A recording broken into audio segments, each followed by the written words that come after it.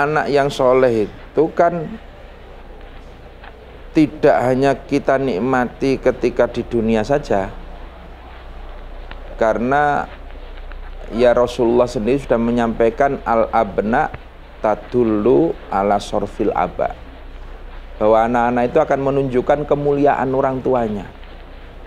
Ketika anak kita didik, kita arahkan hingga menjadi orang yang solih, orang yang bermanfaat, maka anak itu akan memberikan kebahagiaan pada orang tua.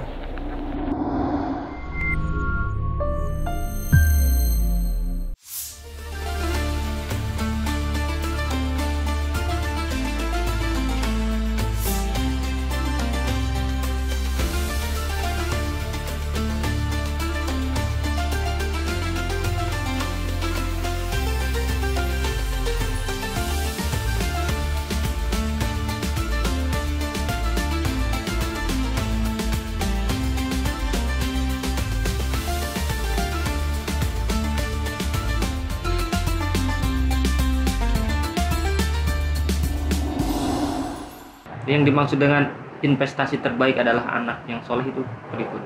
Ya jelas lah ya, karena anak yang soleh itu kan tidak hanya kita nikmati ketika di dunia saja, karena ya Rasulullah sendiri sudah menyampaikan al-abna tadullu ala sorfil aba, bahwa anak-anak itu akan menunjukkan kemuliaan orang tuanya.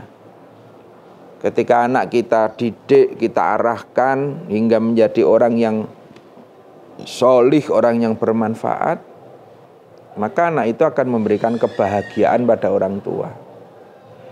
Sesungguhnya ya, cita-cita orang tua itu sederhana. Sederhana saja. Nggak usah mulu-mulu pengen anaknya jadi ini itu. Satu, hanya pengen punya anak sing gemati. Gemati itu sayang.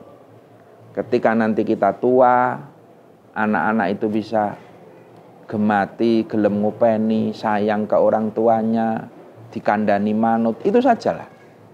Taat, nggak pengen yang macam-macam.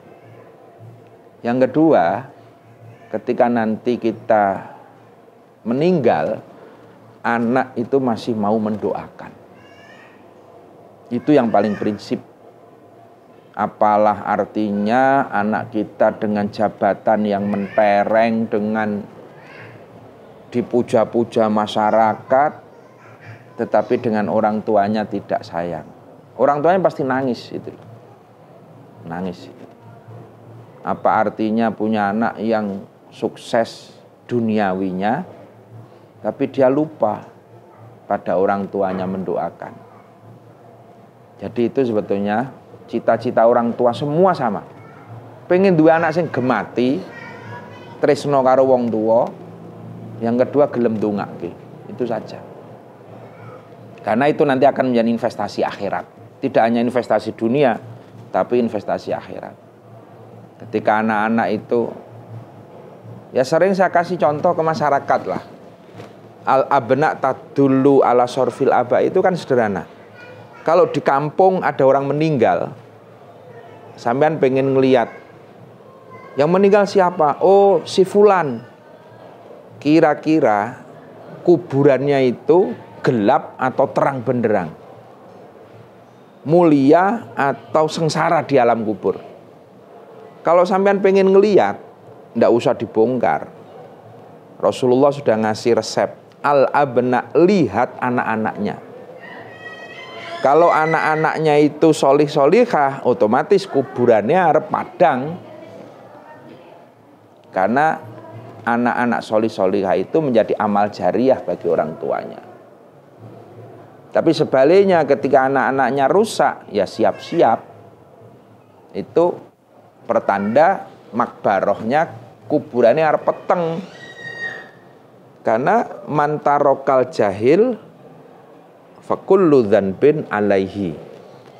Barang siapa yang meninggal, dia wafat kok meninggalkan anak-anak bodoh. Bapaknya sedo anak ra iso ngaji, ibune sedo anak ra iso ibadah, Fakullu dzanbin, maka dosa-dosanya anak itu kembali ke orang tuanya. Ya, ini yang harus dipahami betul oleh orang tua. Maka sekali lagi tidak ada keraguan lah mengembalikan anak-anak kita ke Lirboyo, mengembalikan anak-anak kita ke pesantren. Apalagi pesantren hari ini sudah sangat siap. Santri-santri sudah sangat siap untuk fight kita, tanda kutip bertarung dengan situasi, dengan perkembangan zaman. Saya rasa pesantren sudah siap itu. Jadi tidak ada keraguan-raguan, anaknya kembalikan ke pesantren, dia akan jadi orang mulia dan akan menjadi investasi dunia akhirat untuk orang tuanya. Dan mungkin ya berkat di pesantren itu kan berbagai kultur dari berbagai daerah, dan mungkin untuk terjun di masyarakat pun lebih siap karena sudah dari berbagai kalangan sudah mengerti karakter orang dan sebagainya. Saya di Lirboyo itu yang saya dapatkan salah satunya kan membiasakan diri musyawarah, diskusi. Bahkan diskusi kadang juga debatan. Itu yang membentuk karakter kita. Kita kan mulai di kelas kita musyawarah, belum lagi nanti ada M3HM, ada Basul Masail, semua kita dilatih untuk selalu berdiskusi, bermusyawarah. Itu yang membentuk karakter. Ketika kita terjun di masyarakat, kita mudah bersosialisasi. Dan yang paling repot itu kalau orang nggak senang diskusi itu, bukan soal ngomongnya, tapi soal belajar mendengarkan orang lain. Ini yang paling penting. Sebelum Anda belajar ngomong, belajarlah dulu mendengarkan orang lain. Nah, itulah yang menjadi modal saya untuk bergaul dengan semua segmen masyarakat. Ya, alhamdulillah saya punya circle macam-macam. Dari teman-teman pesantren, teman-teman budayawan, teman-teman pengusaha, teman-teman politisi. Ya, semua saya bisa masuk itu karena saya di Lirboyo terbiasa diskusi, cangkruan, ngopi. Itu kan semua kan dari itu. Ada komunitas ngopi, komunitas cangkruan, ada diskusi yang formal, ada. Nah, ini semua bisa kita lalui itu loh. Itu menjadi bekal kita muasaroh, bersosialisasi dengan berbagai lapisan masyarakat. Ya.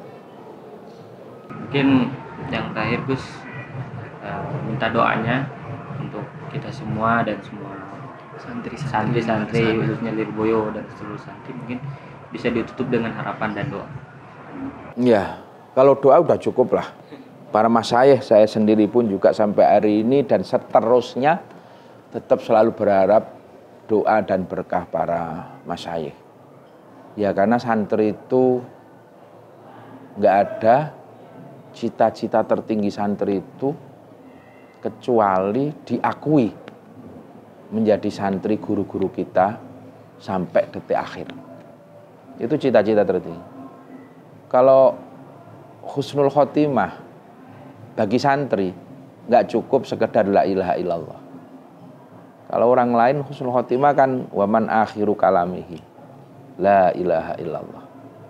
Tapi bagi santri tidak hanya la ilaha illallah, tapi kita pengen husnul khotimah itu ya diakui menjadi santri Lirboyo.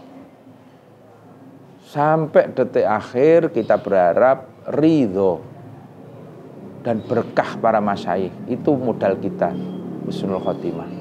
Itu harapannya begitu. Maka apapun yang kita lakukan, apapun yang kita kerjakan di masyarakat, di rumah, di pesantren, itu semua kita niatkan menjadi khidmah terbaik kepada para masyayikh. Ya, saya berharap adik-adik ya diteruske sampai tuntas jenjang pendidikannya di Lirboyo, khidmah, pokoknya nek urung diperintahke pulang jangan pulang, itu aja. Insya Allah, ndak usah khawatir lah soal di rumah kayak apa. Udahlah, barokah masyayikh luar biasa. Jadi sampean wis fokus saja di pesantren, sing ngaji-ngaji, sing khidmah-khidmah, nanti pulang sampai masyarakat, berkah masyayikh itu yang akan menuntun kita, yang akan memberikan kebahagiaan kita. Insya Allah tidak hanya dunia tapi kebahagiaan sampai di akhirat nanti. Ya, cukup. Ya, terima kasih Mas Yusuf untuk wawancara kali ini. Mudah-mudahan kita mendapatkan barokah semua dari para masyayikh Lirboyo, dan terima kasih teman-teman sudah menonton video ini sampai akhir. Mudah-mudahan kita bisa mendapatkan manfaat dan keberkahan dari wawancara dan suan kita pada kesempatan kali ini. Terima kasih atas segala perhatian. Mohon maaf atas segala kekurangan. Bali wani walau ayah. Wassalamualaikum warahmatullahi wabarakatuh.